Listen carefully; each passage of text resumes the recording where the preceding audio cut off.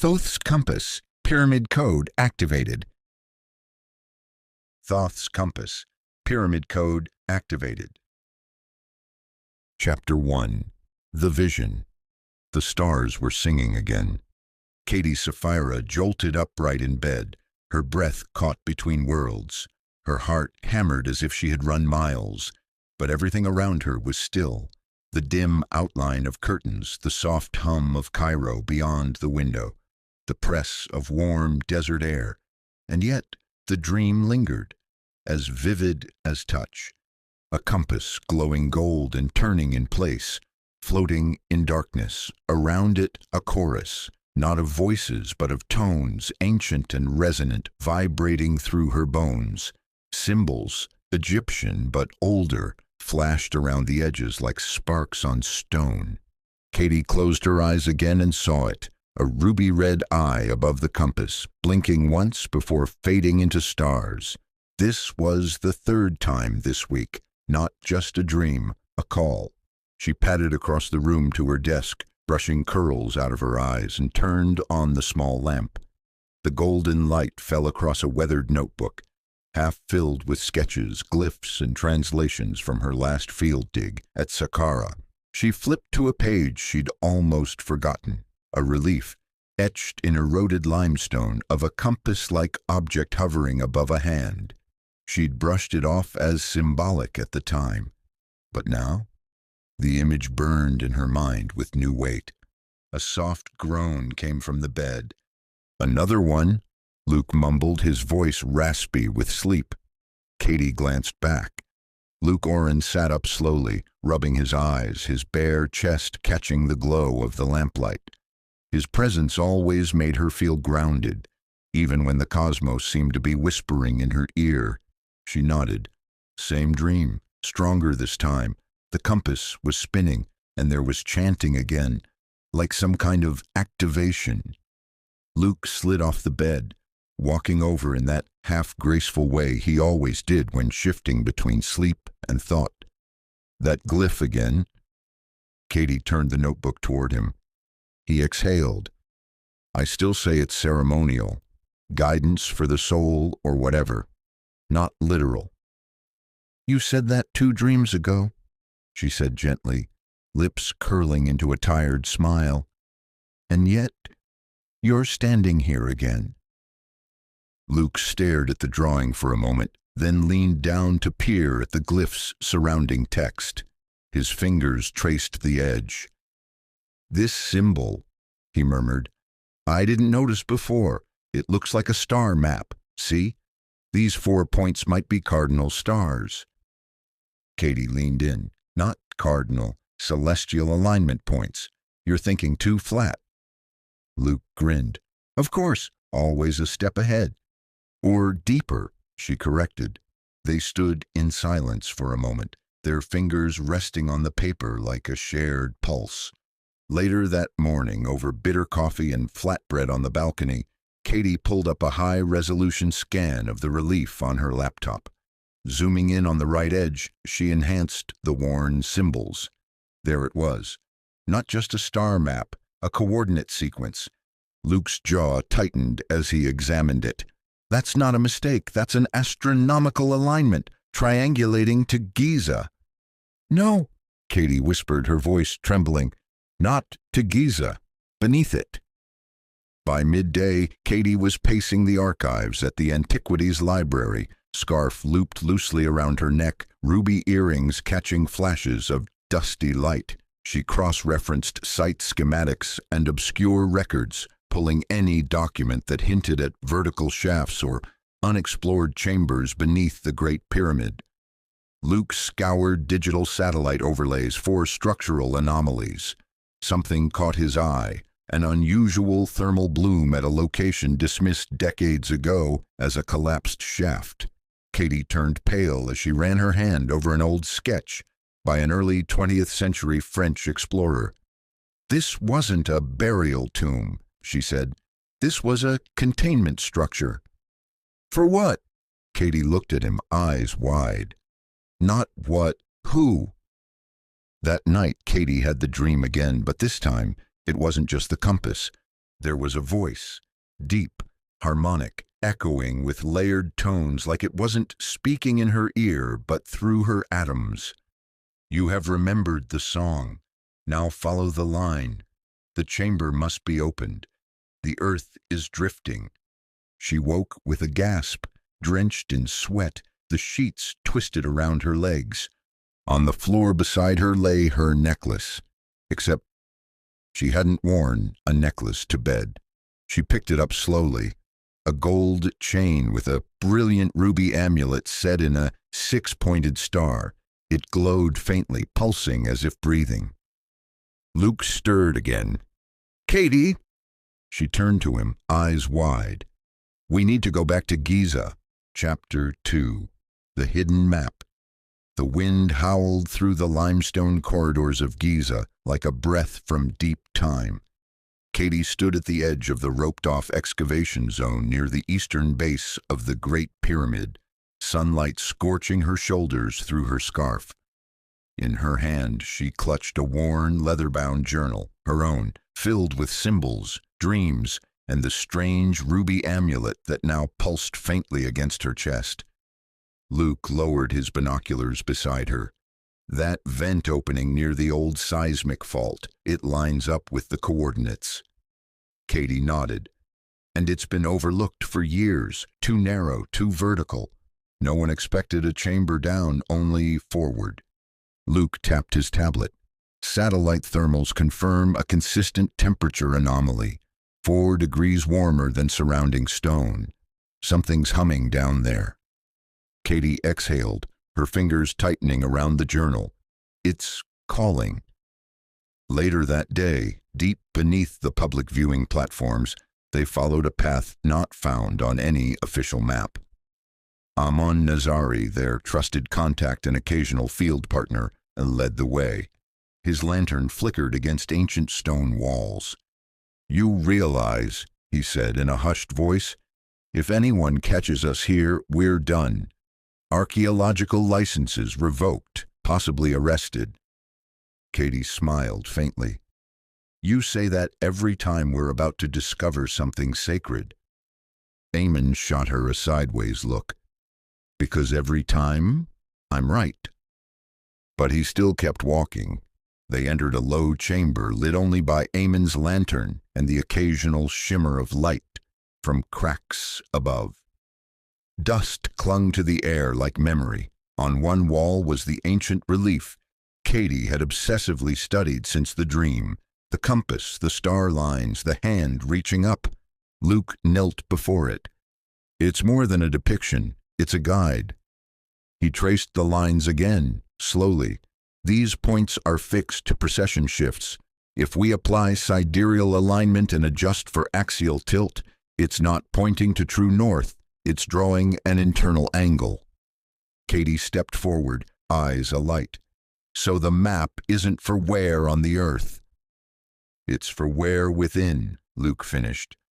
They worked for hours, recalculating every line and point. Katie referenced her dream journal. Luke overlaid planetary geometry. Amon guarded the chamber door, muttering prayers to ancestors he only half believed in. As night fell, they pinpointed it. A forgotten vertical shaft listed in 1926, expedition records as collapsed and sealed. No follow-up excavation had ever occurred, but the math was clear. It aligned perfectly with the glyph. Katie's voice trembled. "That's the entrance. It's been under our feet for nearly a century." Luke's eyes narrowed. "And it's sealed by design." The next morning, under the cover of darkness, the trio returned with gear, climbing ropes, micro-drones, resonant scanners, and a sonic core drill, quiet but powerful.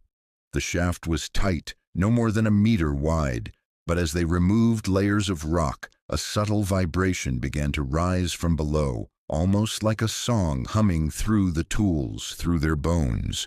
Katie paused. "Do you hear that?" Amon frowned. "It's not sound, it's resonance." Luke stared at the scanner. "There's a field, a frequency wall at 7 meters deep, and get this, it's harmonizing with your amulet." Katie looked down. The ruby on her chest now glowed steadily as if responding. She touched the wall. It shimmered. As they broke through the last meter of stone, a sudden rush of air escaped from the shaft. Not stale and stagnant, but cool, clean, and electric. The kind of air that had not touched human lungs in thousands of years. Amon muttered a prayer in Arabic. Katie leaned forward and whispered, "We found it." Luke dropped a light sphere into the shaft. It illuminated a vertical tunnel of polished stone and spiral-carved walls descending into darkness. Not crude, not natural, engineered, perfect, ancient. Katie looked at Luke. He nodded. "We go down." Half an hour later, suspended by rope, they descended into silence. The walls were lined with star maps, etched not with crude tools, but with laser-like precision. Constellations unfamiliar to modern astronomy shimmered in the light of their headlamps.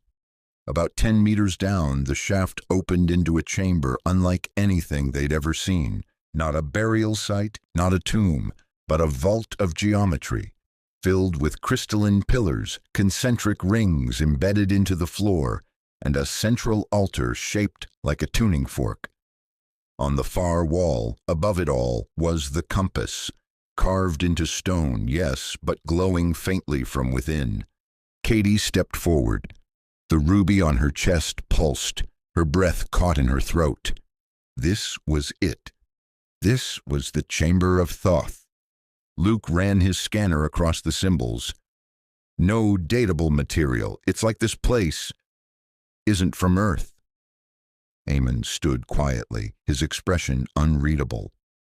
"I dreamed of this place once, when I was a child. My grandfather told me it would come when the Earth begins to drift." Katie turned to the compass carving. "Drift!" A low hum filled the chamber, a tone, a note, a voice, not from outside them, but from the walls themselves. And then a flash of golden light sparked at the center of the room. Katie stumbled back. From the center of the altar, a form began to take shape, not physical but vibrational, a being made of geometry, light, and ancient intelligence. It raised its head slowly and spoke a name. "Saphira." Katie's eyes widened. "You have remembered the song," the being said. "Now remember who you are." Chapter 3.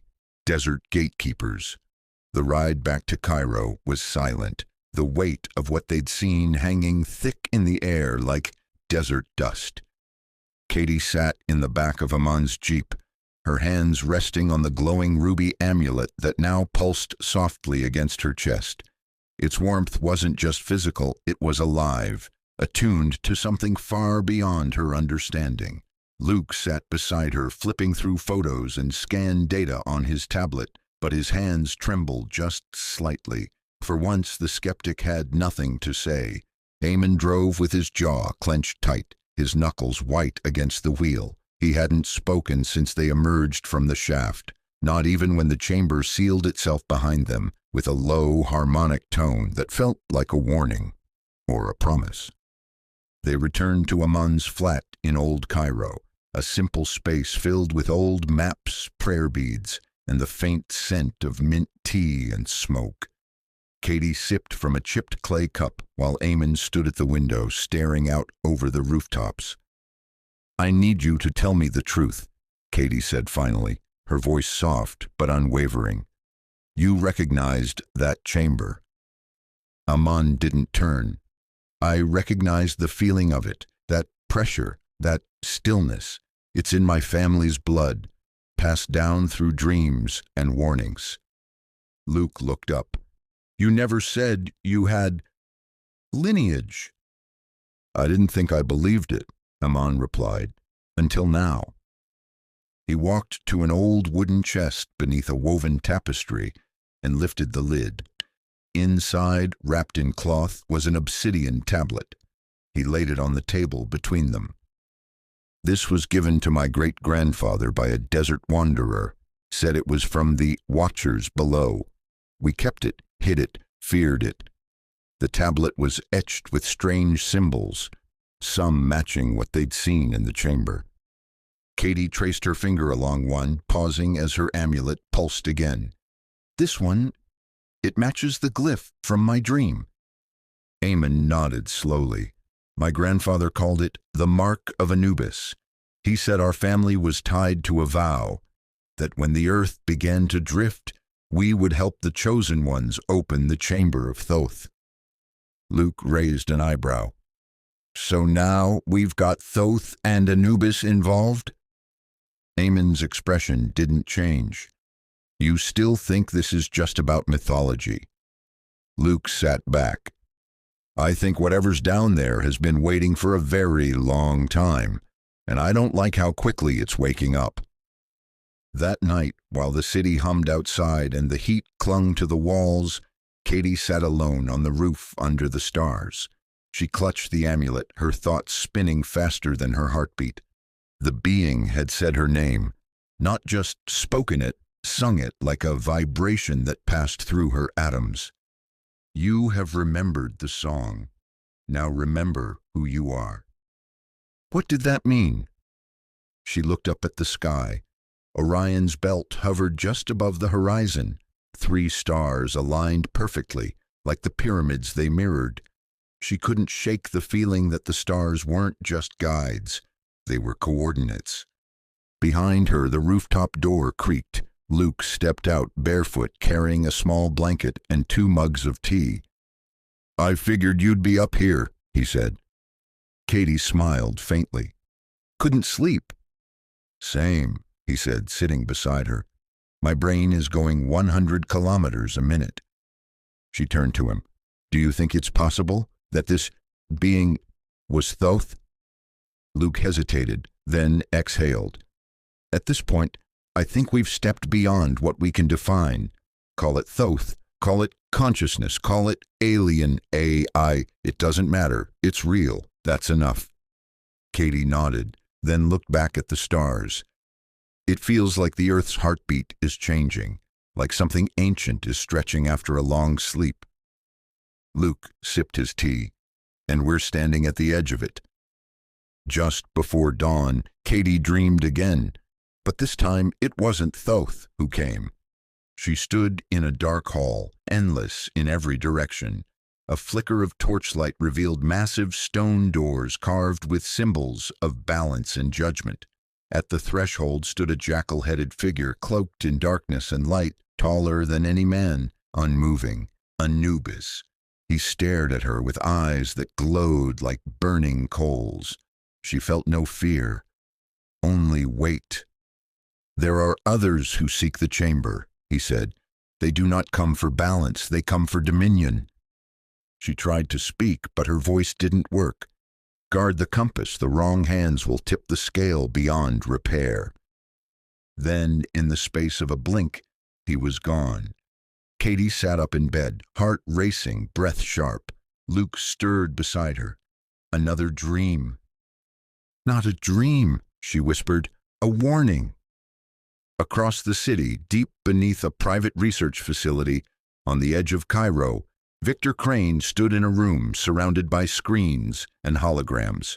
His team replayed the footage captured from a dormant satellite, a light pulse narrow and vertical, flashing up from Giza and disappearing into the upper atmosphere. He stared at it for a long time before speaking. That's the signal. An assistant stepped forward. Should we move? Crane turned slowly. Prepare the team. If there's a chamber down there, I want it open, and I want whatever's inside. He smiled. They've just confirmed what I always suspected. The pyramids are not monuments, they're machines. Chapter 4. The Passage. The morning sun had barely crested the horizon when they returned to Giza. The tourist crowds hadn't yet arrived, and the guards were still changing shifts. Just enough time to slip through the restricted excavation zone without questions. Katie's heart thudded as she stood again before the sealed shaft. The energy here felt different today, sharper, more alert, as if the pyramid itself had opened one eye in the night. Her hand rested over the ruby amulet beneath her shirt. It pulsed like a second heartbeat. Luke scanned the shaft with a narrow-range LiDAR. No shifts overnight, the seals still intact. Amon checked the rope gear and rappelling harnesses. We descend, but we do it fast. Something tells me we're not the only ones looking anymore. Katie nodded. She could feel it too. A pressure rising in the air, a knowing in her bones. They lowered themselves one by one into the shaft, moving deeper into the cool stone silence. 10 meters down, they reached the point where they'd broken through the inner wall during the last visit. The tunnel beyond still shimmered faintly with the energy that had first revealed the chamber. Katie paused. The wall before her looked different now. The same symbols, yes, but they were glowing faintly as if acknowledging her return. She reached out with her left hand, the ruby amulet pressing forward. A note, a low hum like a cello string plucked by the earth itself, rose in the chamber. Luke's light flickered. Amon stumbled back slightly. "What the hell was that?" Luke whispered. Katie took a breath and stepped forward, placing her palm against the symbol shaped like a 6-pointed star. Her amulet vibrated in response. The stone beneath her hand shifted, not crumbling, not cracking, but folding like a flower opening. Stone moved like light, and light moved like memory. A narrow archway appeared, its edges lined in obsidian black material that shimmered with embedded stars. Amon's voice was reverent. "The gatekeeper responds." They stepped through. The tunnel beyond descended in a spiral, the floor etched with fine grooves, as if carved by water, yet utterly dry. The air was cool and charged, electromagnetic, ancient. Luke's instruments went haywire, compass needles spun, digital tools flickered and died. "Only organic senses from here," he muttered, pocketing his scanner. "I hate going blind." Katie touched the wall. It was warm, alive. She could feel a rhythm pulsing under her fingertips, like a massive, slow drumbeat from beneath the earth. After 20 minutes of descent, the tunnel widened into an antechamber. At its center stood a circular platform with a raised pedestal. Set into the pedestal was a small, triangular indentation, surrounded by ancient glyphs. Katie looked down at her amulet. "It's a key," she whispered. She unclasped the chain and placed the amulet into the indentation. The moment the ruby clicked into place, the platform began to vibrate. The floor lit up with a ring of golden light, and the walls rippled like disturbed water. Glyphs spun around the pedestal faster and faster until they locked into place, aligning into one singular circular symbol, a compass of light embedded with 4 outer points and 1 blazing center. The platform descended, not on cables or gears, but on a cushion of sound. A deep harmonic resonance lowered them gently into darkness, as if the earth itself was making room for them. Luke gripped the railing. "We're on an elevator made of frequencies." Amon looked around in wonder. This was built by beings who understood the Earth's true language. Katie's voice was quiet, "And we're speaking it." As the platform stopped, the space around them opened into a chamber unlike anything they had seen before. Not a burial site, not a tomb, but a harmonic vault. Crystalline walls shimmered with embedded star charts. Giant tuning fork-like structures stood in the corners, humming with barely audible tones. The floor was a mosaic of sacred geometry, triangles within circles, spirals within squares, and at the center of it all, hovering above a metallic altar, was the compass, no longer just a symbol carved in stone, but a real multidimensional device of shifting shapes and inner light, like a gyroscope made of energy and sound. The moment Katie stepped closer, the compass turned slowly and began to glow.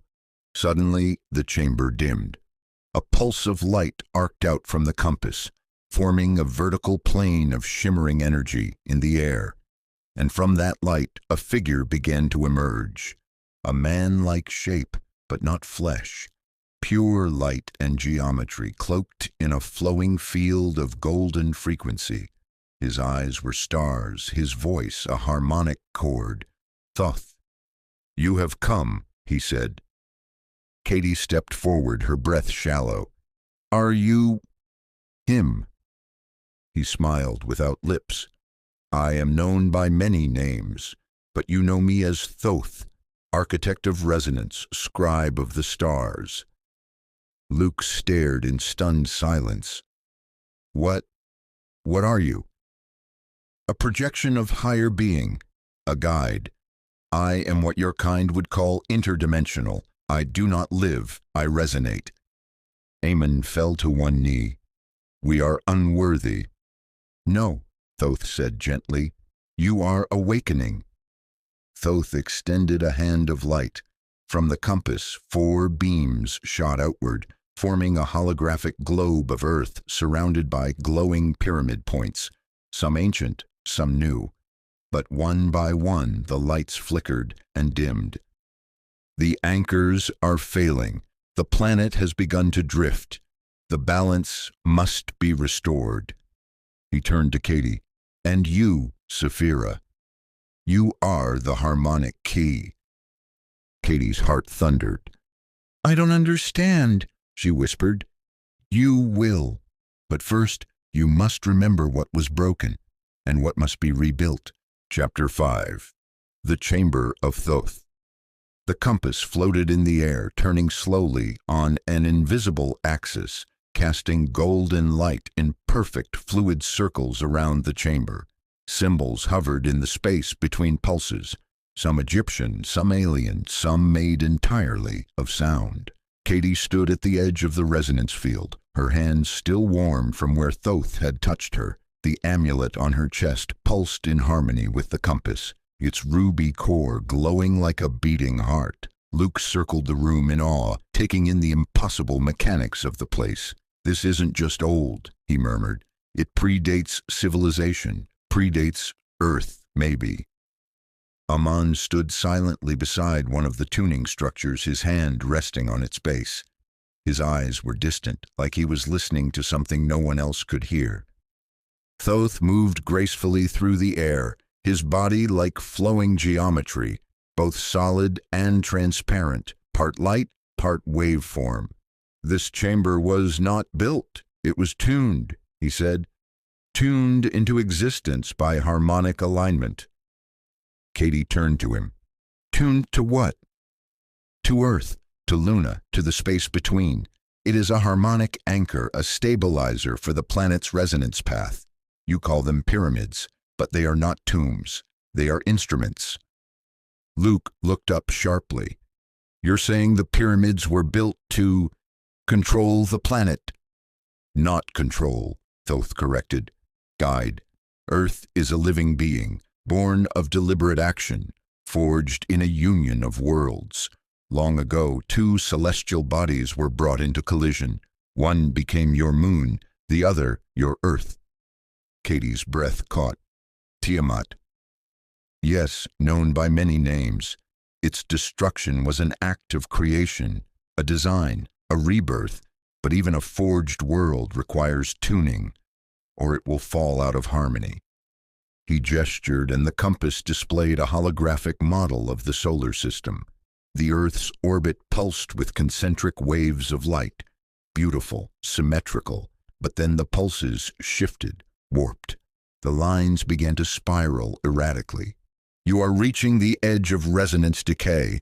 Each pyramid built across your planet was placed to prevent this drift, not just tectonically, energetically, magnetically, cosmically." Katie stared at the hologram, eyes wide.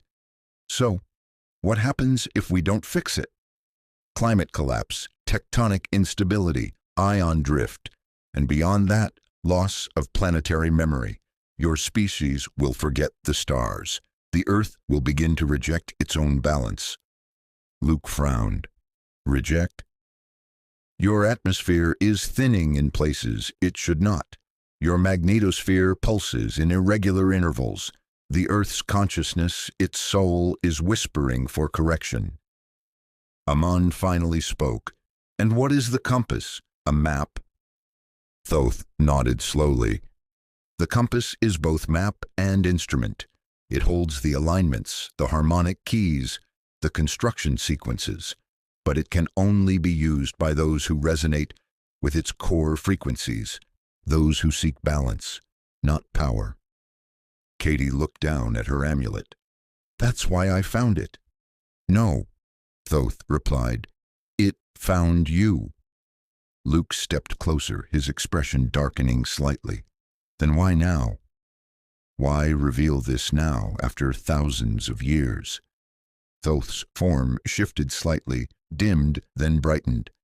Because the time of the 6th realignment is upon you. Every 6,000 of your solar cycles, the world must be retuned. The current harmonics are failing. You are out of sync. Your kind has reached the point of interference. This is your final window before the spiral collapses. Katie's voice trembled. And what do we have to do? Thoth turned toward the compass. 4 points lit up on the model of the Earth, beams of light shooting into the ceiling of the chamber. 4 new pyramids must be built, in the sacred geometries encoded into the compass. They must be constructed not with haste, but with harmony, in alignment with Earth's breath and sky's pulse. Amon stepped forward. Where? One by one, the names appeared in glowing hieroglyphs and star language. Star Amazon Basin, Siberian Plateau, Mount Fuji region, the Australian Outback.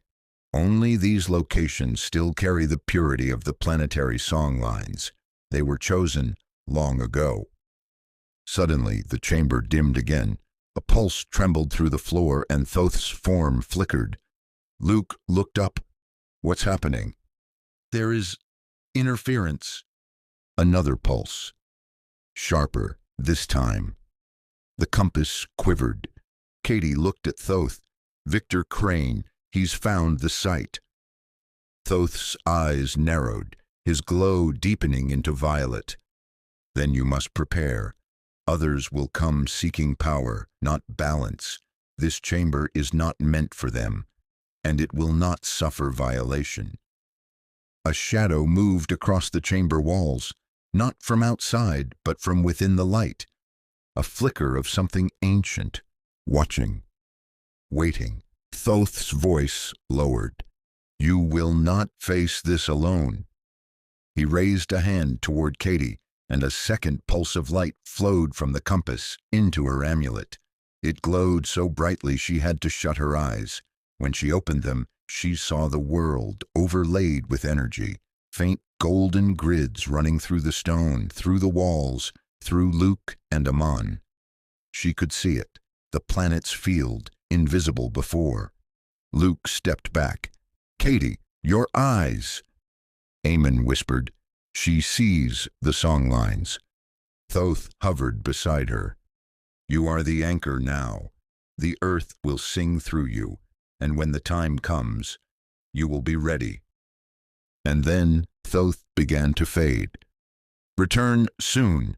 The compass will remain, but the window is closing. His voice echoed one last time as his form dissolved into a spiral of light. You are no longer seekers. You are the resonant ones. Chapter 6. The Architect Speaks. The chamber was still glowing when Thoth's form dissolved, but a shift had occurred. Less presence, more memory. The compass remained suspended, now slowly rotating along a different axis, casting long arcs of shimmering light across the chamber walls. Glyphs flickered like holograms trapped in a ripple of time. Katie stood motionless, staring into space. Her amulet still glowed brightly, but something had changed.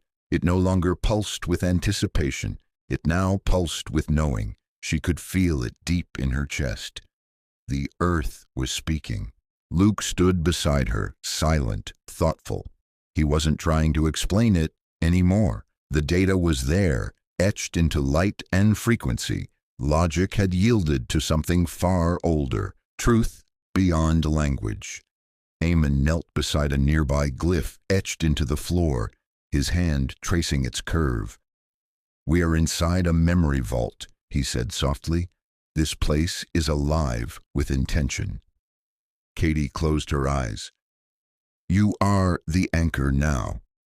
She opened them again. "Let's begin." The compass flashed once. 4 beams shot outward, striking the corners of the chamber.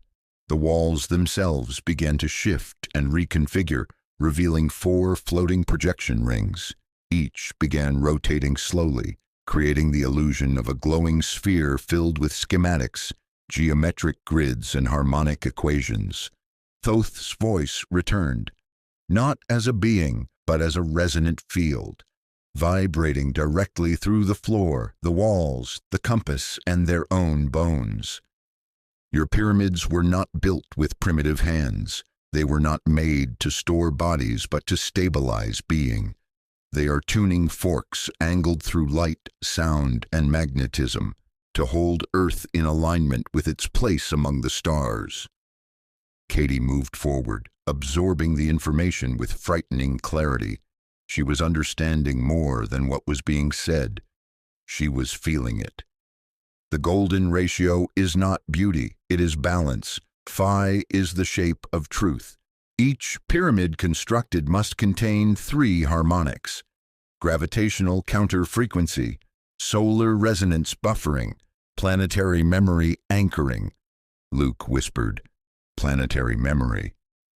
Katie answered without thinking, "Earth remembers. It remembers destruction, healing, drift, realignment." She blinked. She hadn't known she knew that. The projection shifted to show cross-sections of a pyramid's energy flow. Light streams moved down through the apex, spiraling into the Earth's crust, then outward through underground water veins and crystalline plates. The structure is not the source, it is the resonator, built in silence, powered by intention, placed with precision. Only in correct placement will the harmonics align.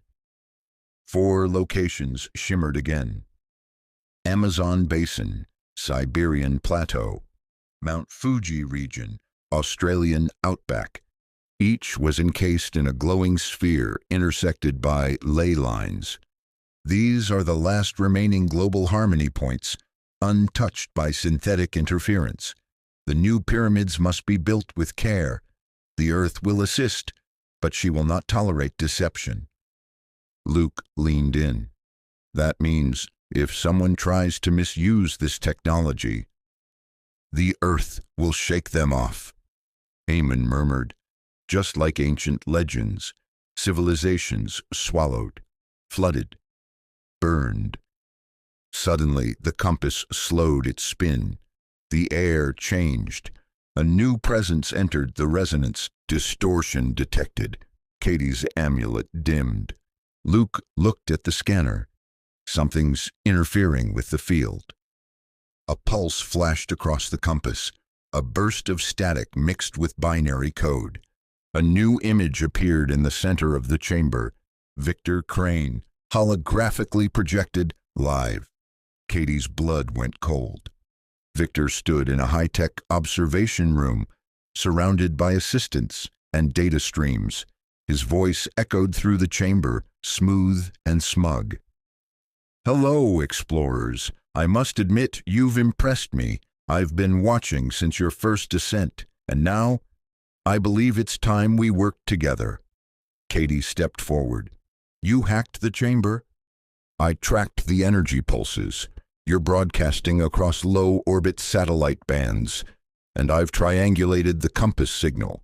Consider this a polite knock before I arrive in person." Luke spat. "You're insane if you think this knowledge is for sale." "Everything is for sale," Victor said, "especially salvation." The compass emitted a loud tone. The light around Crane's projection distorted and snapped. Thoth's voice returned, sharper now, deeper. "This place is not yours." Victor's image shimmered, glitching. He raised an eyebrow, amused. "Ah, the AI guardian, or God, or whatever you are." "I am the gate, and you are not welcome." Crane's face twisted. "You think I'm afraid of ancient superstition?" A new voice entered the chamber, low, cold, judgmental. It didn't come from the compass. It came from the walls. Amon stood tall. "He comes." From the far side of the chamber, a figure emerged from shadow, not projected, not light, but form, cloaked in deep shadow and gold, towering, his head that of a jackal, eyes burning with starlight. Anubis. "You seek power without balance. You would fracture the earth to serve your greed." Victor's projection flickered. "You can't stop me. You're a ghost." Anubis raised a hand, and the walls rippled. Victor's image distorted and was ejected from the chamber like a dropped signal. Silence fell again. The compass resumed its glow. Anubis turned to Katie. "He will return, and the earth will reject him. But before then, you must rise." Katie's voice trembled. "How?" Thoth's voice returned. "Building, begin the resonance. The first pyramid must rise where the stars bend low and the trees breathe wide." A point pulsed on the map. The Amazon. Katie looked at Luke, then Amon, then the compass. Then we begin. Chapter 7.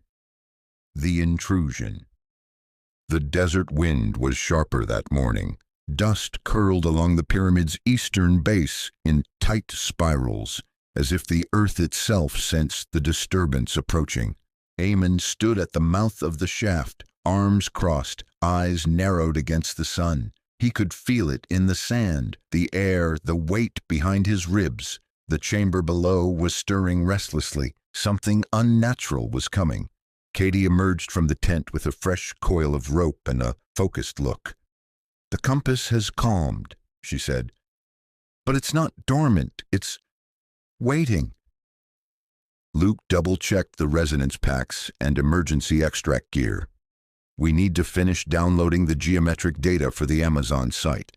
Once we have that, we move." Amon gave a tight nod. "Move fast." But they were already too late. 3 black SUVs rolled to a halt on the upper plateau, the kind of vehicles that didn't belong to tourists or researchers, the kind that moved like predators. Victor Crane stepped out first, immaculate in a black suit despite the heat, a sleek comm band over one ear, his hair swept back like a man walking into a boardroom, not a holy sight. Behind him, a dozen personnel fanned out, tech teams, armed guards, and engineers in desert gear.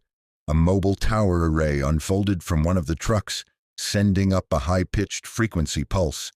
Katie felt the sting in her ears. "He's trying to scan the chamber from the surface," Luke growled. "Or worse, disrupt the resonance field." Victor spotted them instantly and waved, almost casually, like neighbors meeting over a fence. "Good morning. I'd say we caught the sunrise together, but you look more like night owls." Katie stepped forward. "You're trespassing on sacred ground." Victor smiled. "It's Egypt.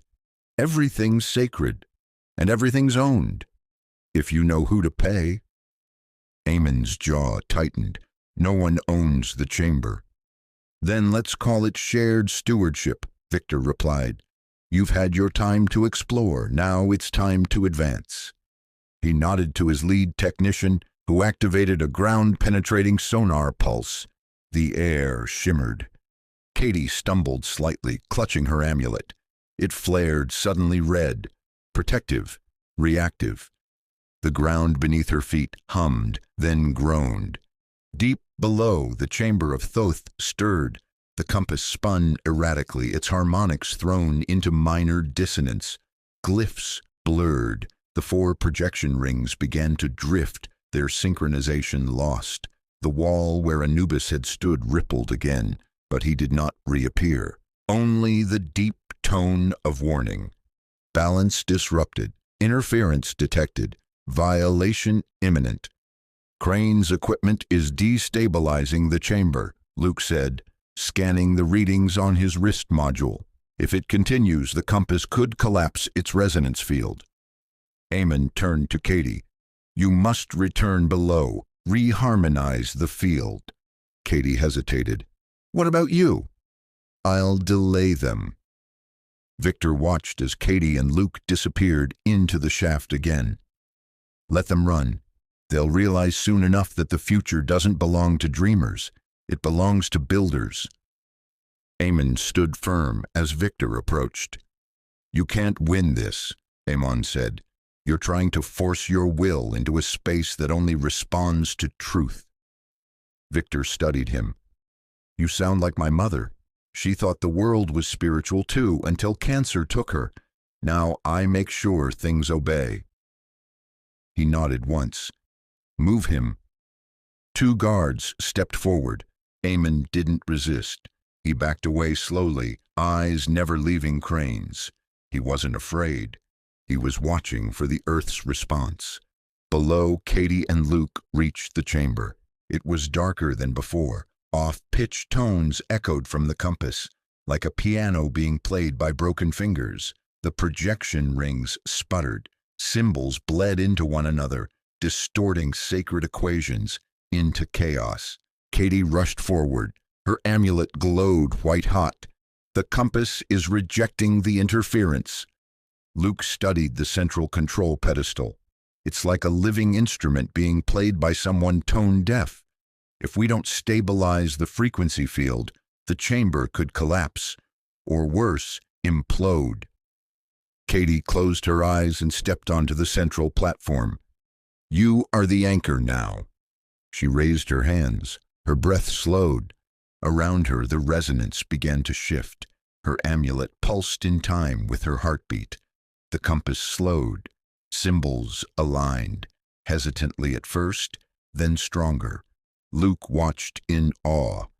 You're retuning it with your body. Outside, Crane and his men began descending the shaft. As Victor approached the threshold of the chamber, the air turned cold, unnaturally so. The guards hesitated.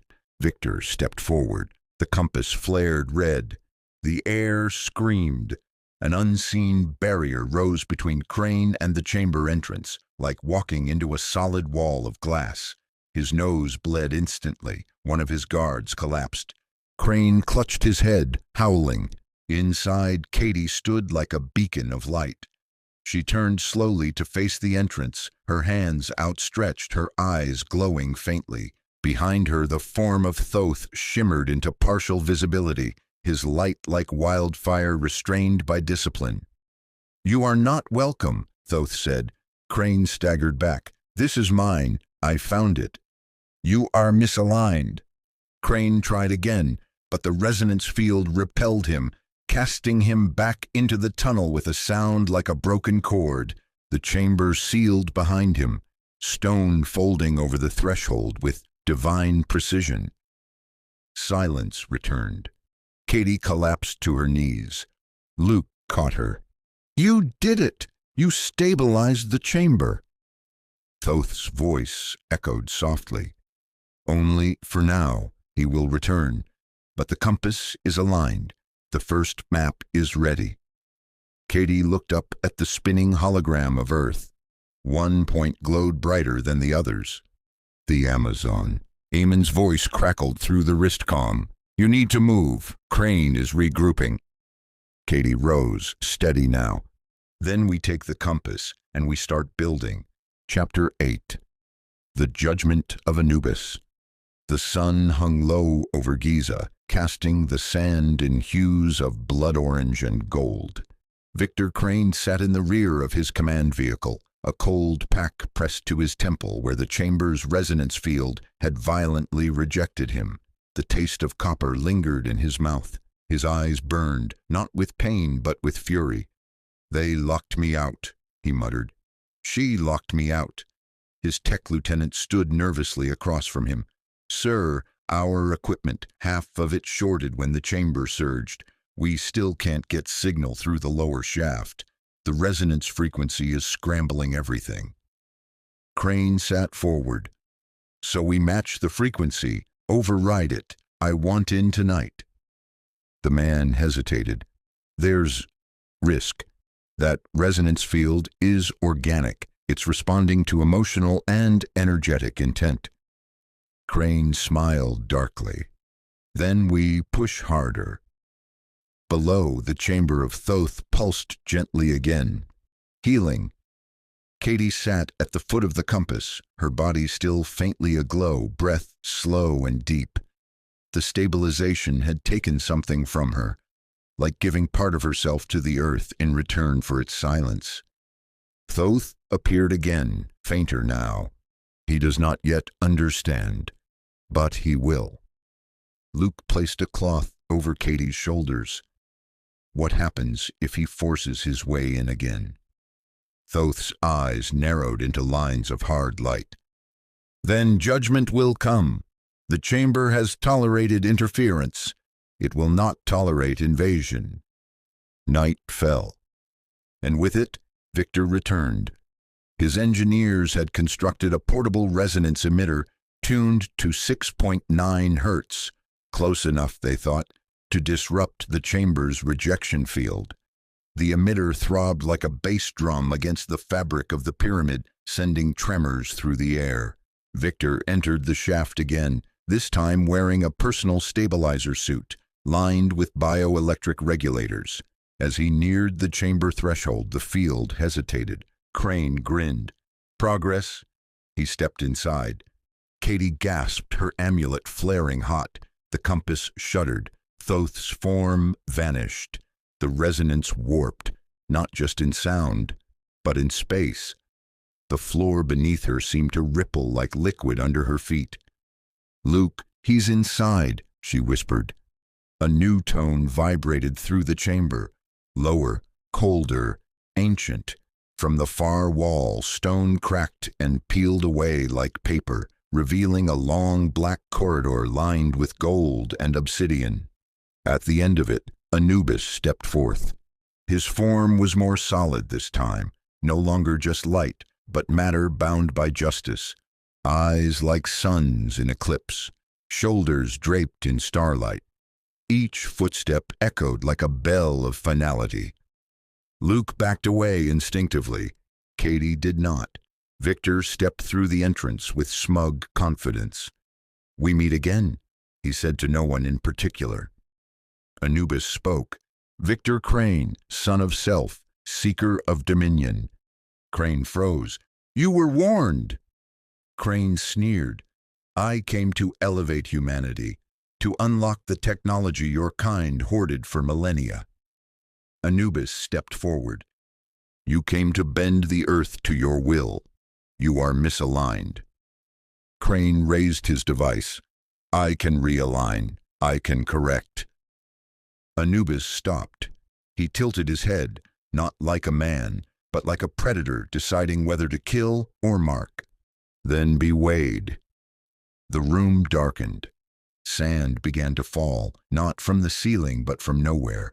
Golden grains spiraled around Crane, forming the shape of an ancient scale.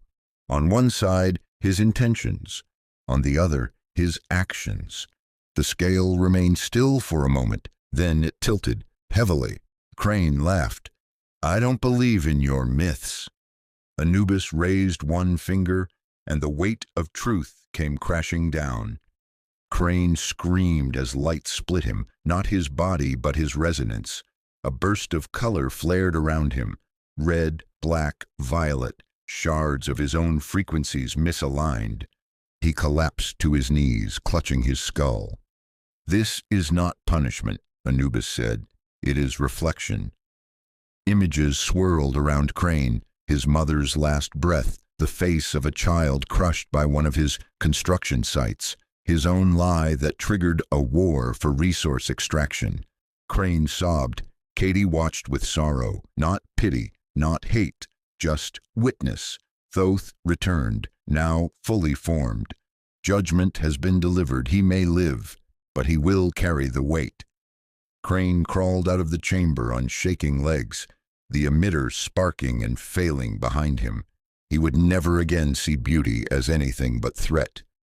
Silence returned. Katie approached Anubis. "Thank you." The jackal-headed being turned his gaze to her. "Do not thank justice. Live worthy of it." Then he vanished. Later, at sunrise, the compass displayed the Amazon basin in full harmonic map form. Ancient symbols and natural frequencies overlapped into an architectural plan of breathtaking beauty. Luke smiled for the first time in days. It's not just a blueprint, it's alive. This structure grows, breathes. Katie nodded. It's the Earth's heartbeat, shaped in stone. Thoth's voice returned, soft now. The Earth is willing. The next stage must begin. Carry the compass west. The jungle waits. Amon's voice buzzed through the comm. Coordinates received. We're ready to move. Katie placed her palm on the compass. Let's go build. Chapter 9. The test. The chamber darkened, not as if the lights dimmed, but as if the space between light and shadow deepened. Even the compass ceased its rotation, pausing in the air like a held breath. Katie felt it before she heard it, a subtle hum beneath her feet, followed by a single tone, a long, low vibration like a deep bell ringing inside the earth. Then a voice. The resonance must be aligned within, before it can be shaped without. Thoth's form reappeared, but fainter than before, subtle, flickering as though speaking through layers of time. Before you carry the compass, you must pass the chamber of inner balance. Each of you holds frequency that must be tuned, not through force, but through truth.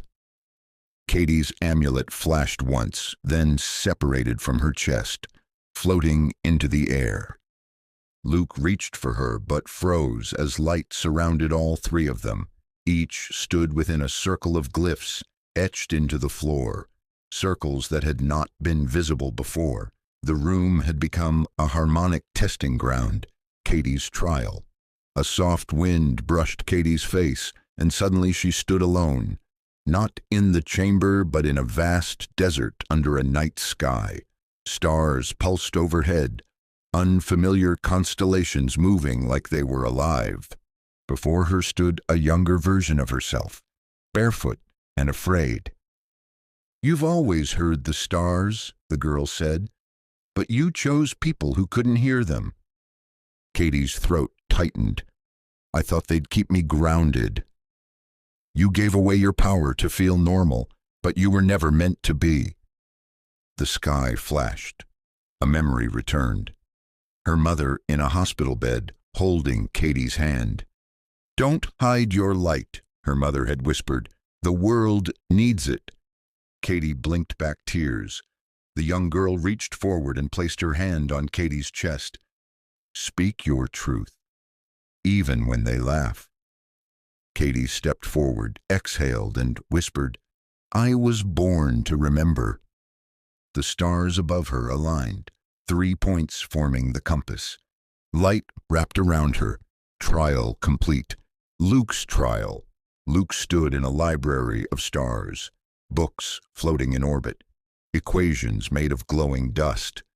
Before him stood his father, cold, dismissive, brilliant. "You're wasting your mind," the echo of his father said, "chasing myths, chasing her." Luke clenched his fists. "You were wrong. You should have been a scientist, not a dreamer." "I am both," Luke growled. The books swirled around him and the sky cracked open, showing the moment he first saw Katie studying alone in the Cairo archives. How her presence shifted everything in him. He whispered, "She made me believe again." A final book opened in front of him. Inside, the compass drawn in his own hand.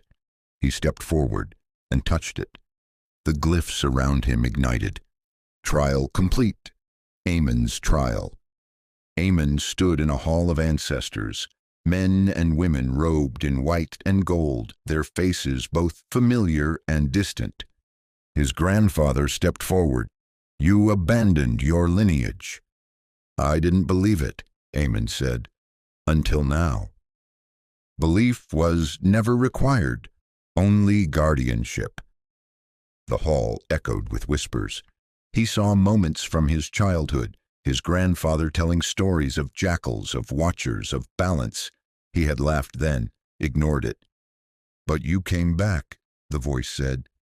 "I'm here now," Amon said. One of the ancestors handed him a blade, not of metal but light, the shape of the Ankh.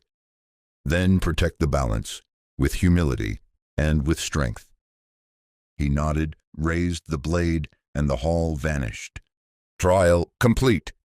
Back in the chamber, the three of them gasped as light returned. Katie's amulet floated back to her, warmer than ever. Luke's chest glowed faintly, the golden symbol of Horus imprinted over his heart. Amon held the spectral blade, now folded into a pendant across his neck. Thoth's form reappeared fully, brighter than ever. "You are aligned." The compass resumed its spin.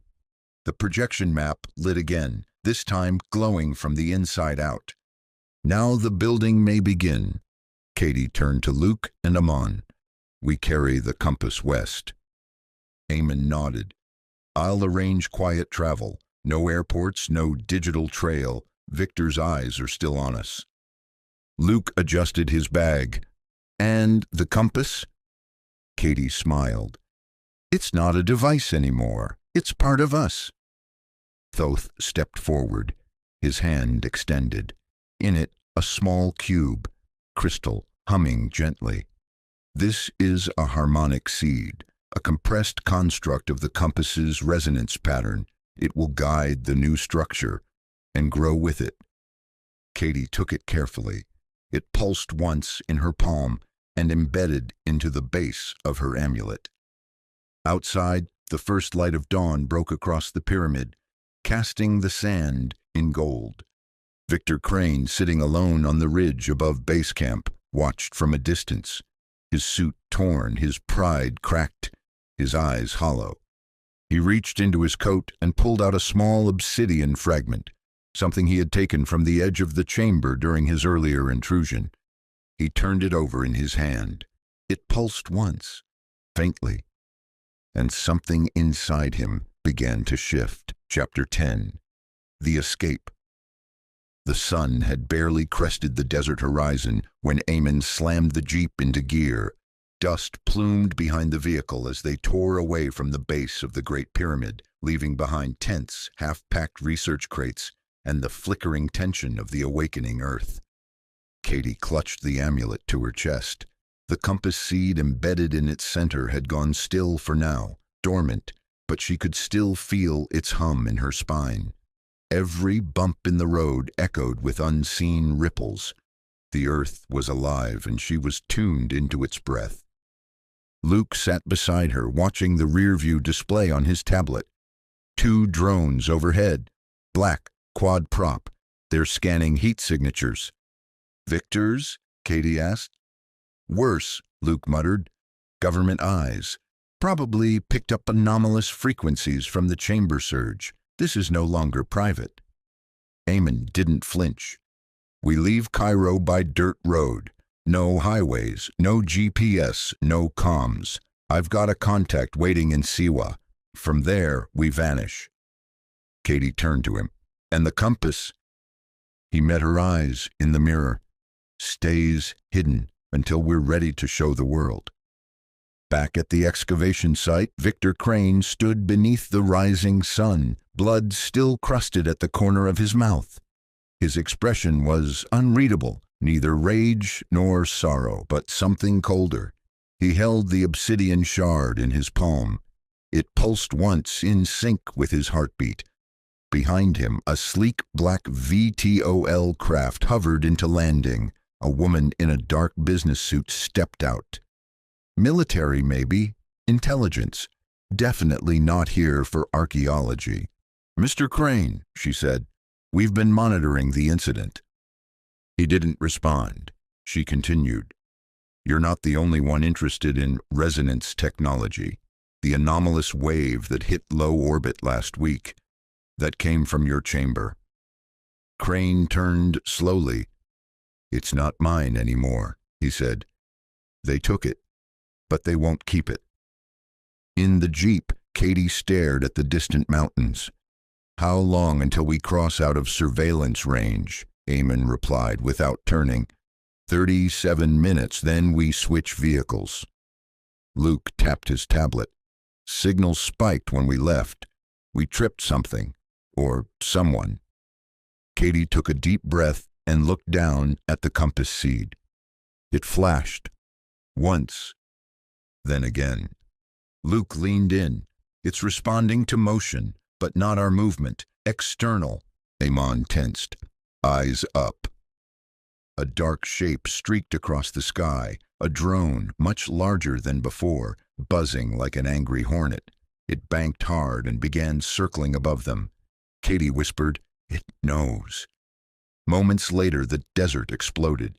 A shock wave hit the jeep, slamming it sideways. Sand erupted into the air. A streak of light passed overhead. They weren't just being tracked now, they were being hunted. Amon swerved hard, spinning through a cloud of dust, ducking into a narrow wadi between jagged stone cliffs. The drone followed, scanning, pulsing. Katie held the compass seed tight. "It's emitting a frequency." Luke checked the display. "It's not calling them, it's resonating. There's something underground." As the drone closed in, the compass seed flared to life. Bright gold, nearly blinding. The canyon walls began to hum. Rocks shifted. A hidden tunnel entrance appeared in the cliffside, carved by time, or by purpose. Amon shouted, "I don't believe this." Katie did. "Turn, in there, now." They entered the tunnel just as the drone launched a pulse weapon. The beam struck the cliffside, but the entrance sealed behind them, folding closed like moving stone. Silence. Darkness. Then light.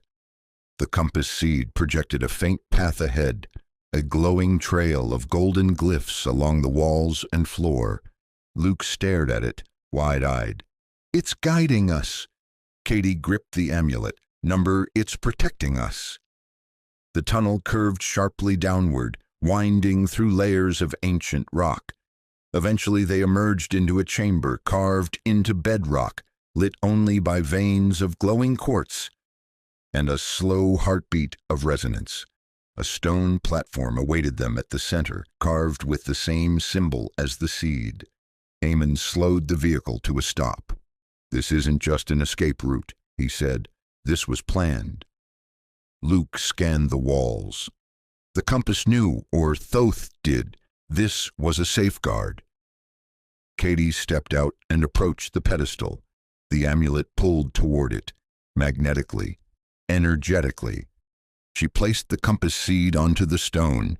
It clicked, and then a projection bloomed. A holographic map of the Earth lit with new points, resonance spikes, lay intersections, and 4 glowing pyramid sites. But more than that, lines began to connect them, forming a global circuit, a blueprint for planetary healing. Luke stepped forward. "It's not just where to build, it's how to build. The angles, the frequencies, the ceremony." Katie's voice trembled. "This is what we were meant to carry." Above them, the desert winds howled. But in the silence of stone, the earth itself whispered back, "The builders have returned."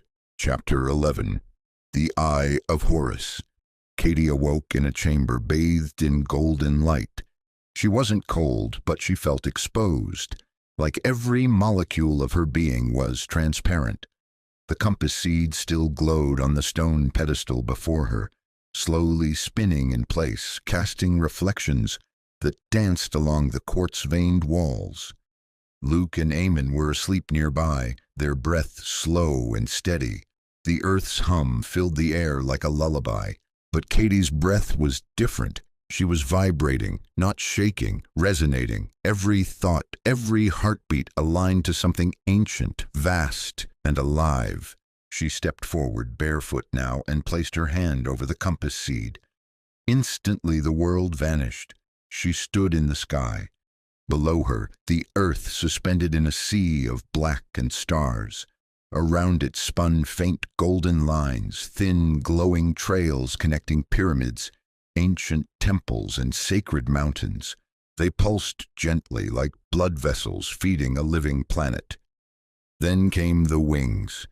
A giant falcon, forged of starlight and shadow, soared around the earth, trailing golden light in its wake. It circled once, then twice, before turning toward Katie.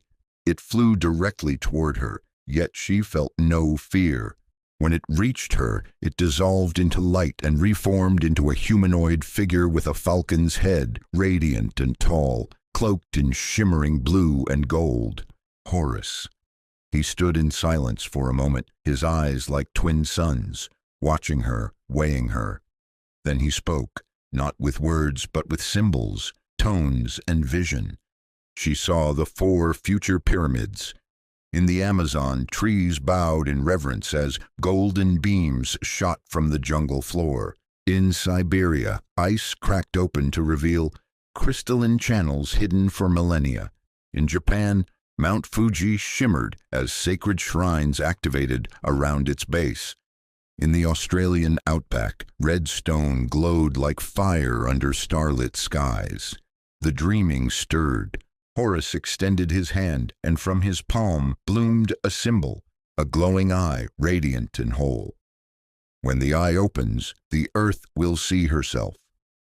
Katie understood. The eye of Horus was not a symbol of protection alone. It was a lens of truth, awakening Earth's self-awareness. She was to carry it. She reached forward. Her hand touched the eye, and everything exploded into light. She gasped awake. The chamber was shaking gently. Quartz veins pulsed like breath. The compass seed spun faster. Luke sat up. "Katie, are you okay?" "I saw him," she said softly. "Horus. He showed me the network. The Earth's resonance is waking up." Amon rose slowly, eyes wide. "Then it's beginning." Outside, a deep tone rumbled through the cliffs. The tunnel entrance that had sealed behind them began to open again, on its own. Luke checked his tablet. Global seismic readings just spiked at 4 sacred sites. Minor vibrations, no destruction, just alignment. Katie stepped out of the chamber, blinking against the new sunlight. On the horizon, something shimmered in the air. Beams of golden light shooting upward from distant points on the globe. And far above, a falcon soared across the sky, too large and too still to be real. "The eye has opened," she whispered. Back in Cairo, Victor Crane stood at a military debriefing table surrounded by screens. Every display showed the same phenomenon: global temples, ancient monuments, and forgotten pyramid sites activating. Vibration, light, energy. A general pointed to the data feed.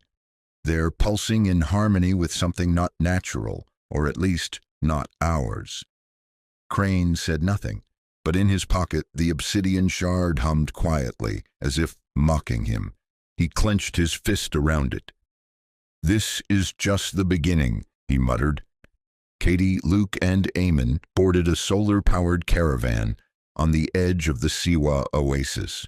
They'd changed clothing, loose, grounded, simple. Amon had wrapped the compass seed in a lined obsidian box, etched with the eye of Horus, and secured it in a vibration-stabilized case.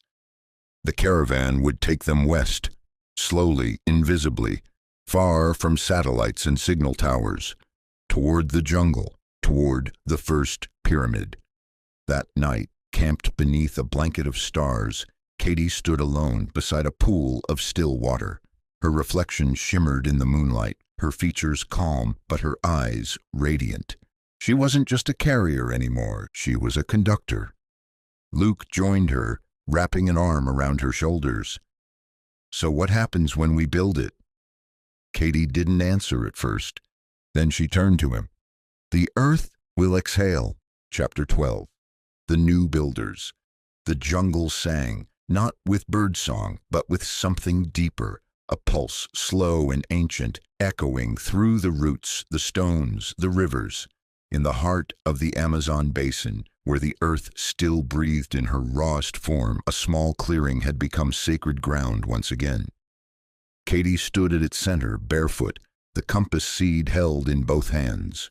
The stone beneath her feet was etched now, cut with symbols older than language, aligned with the same geometry that shaped the stars. Above her, the sky opened, revealing 3 perfect beams of light, descending from points no satellite had ever mapped. The jungle hushed. Amon stepped forward from the tree line, sweat on his brow, reverence in his stance. "The foundation is ready." Luke joined them, tablet in hand, reading measurements not in distance or pressure, but in harmonics. "We're holding perfect phi ratio resonance. The earth is singing back." Katie nodded. "Then we begin." Construction didn't look like steel and concrete, not here. They used biogeometric blocks, cut with precision tools and ancient ratios. The foundation was built around crystalline resonance cores, designed to amplify Earth's subtle vibrations.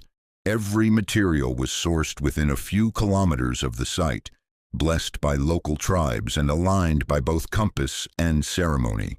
Indigenous elders came, not to be observers, but to be guardians. They recognized the return of something once known, something the trees remembered. By the 10th day, the first layer of the pyramid glowed faintly at dusk, not from electricity, but from resonance. News spread like wildfire. At first, small alternative media channels picked up satellite anomalies, strange energy bursts in Brazil, Russia, Japan, and Australia. But soon, mainstream outlets began running headlines. "New pyramid construction discovered in Amazon. Who is behind it?" "Satellite data confirms global energy pattern shift." "Modern structures mirror ancient designs." Coincidence? World leaders scrambled for answers. But Katie, Luke, and Amon had no interest in the spotlight. They were builders, not broadcasters. And they weren't alone.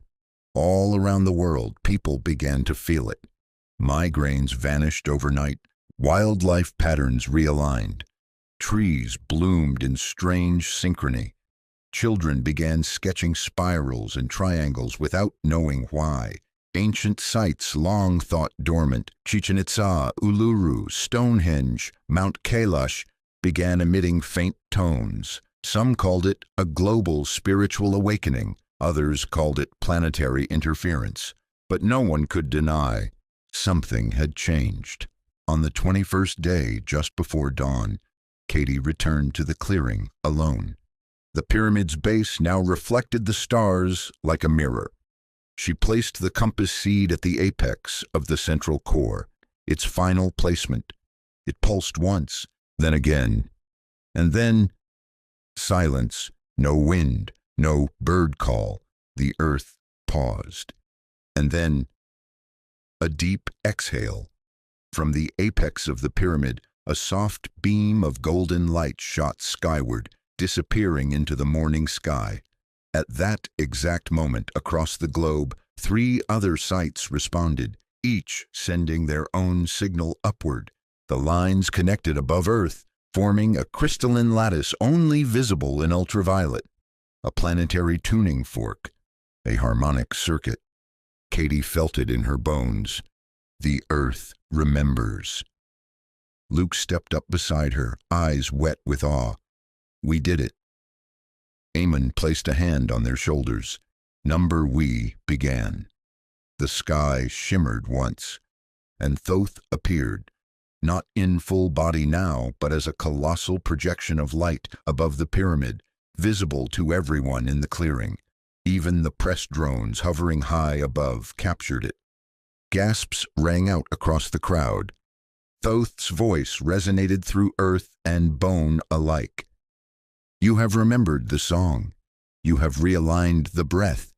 You are no longer seekers. You are architects now. What you build will shape not only your world, but your future among the stars.